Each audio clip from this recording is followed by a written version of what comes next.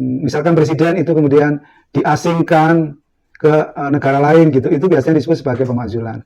Pemakzulan itu sendiri adalah satu sarana mekanisme pemberhentian jabatan di samping pengunduran diri, mangkat dan tidak dapat menjalankan kewajiban.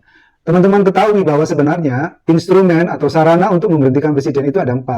Satu, pertama adalah presiden mangkat. Jadi kalau presiden itu mangkat, wafat, ya maka diganti oleh wakil presiden. Itu ada di dalam pasal 8 pasal 45. Yang kedua adalah itu kata berhenti. Nah, kalau berhenti harus difahami sebagai pengunduran diri, diberhentikan. Nah, itu berarti ngomong impeachment.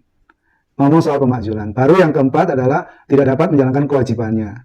Teman-teman sekalian tahu nggak bahwa istilah tidak dapat menjalankan kewajibannya itu kan tidak ada penjelasan di dalam Undang-Undang 45. Tapi kalau ditelusuri dalam studi pendekatan konsep dengan berbagai konstitusi negara lain, ternyata bahwa tidak menjalankan kewajibannya itu terkait dengan presiden sakit terus-menerus 6 bulan yang kemudian tidak dapat menjalankan kewajibannya. Garis miring unfit. Jadi presiden tidak sehat sehingga tidak dapat menjalankan kewajibannya karena sakit terus-menerus selama 6 bulan, ya itu jadi alasan untuk kemudian presiden diganti oleh wakil presiden. Kalau tidak salah di Undang-Undang ASN itu juga ada ketentuan bahwa apabila ASN atau PNS dulu itu 6 bulan berturut-turut sakit, yang kemudian tidak dapat menjalankan kewajibannya, itu bisa menjadi alasan dapat diberhentikannya pegawai negeri itu.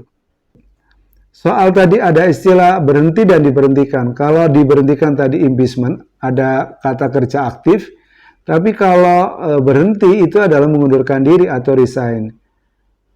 Maka menurut saya seharusnya nanti itu betul diatur di dalam undang-undang misalkan kepresidenan. Kita belum punya sih undang-undang kepresidenan. Kalau punya mesti diatur tuh kalau menurut saya. Kalau presiden mangkat, siapa yang harus menyatakan mangkat itu siapa gitu? MPR kah maksudnya? Dokter istana kah atau siapa? Harus ada kejelasan bahwa dia sudah meninggal gitu.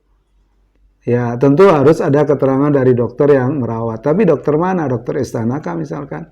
Dan siapa yang men-state bahwa dia sudah meninggal gitu? Itu nggak ada penjelasan. Itu konstitusi kita ini bungkam.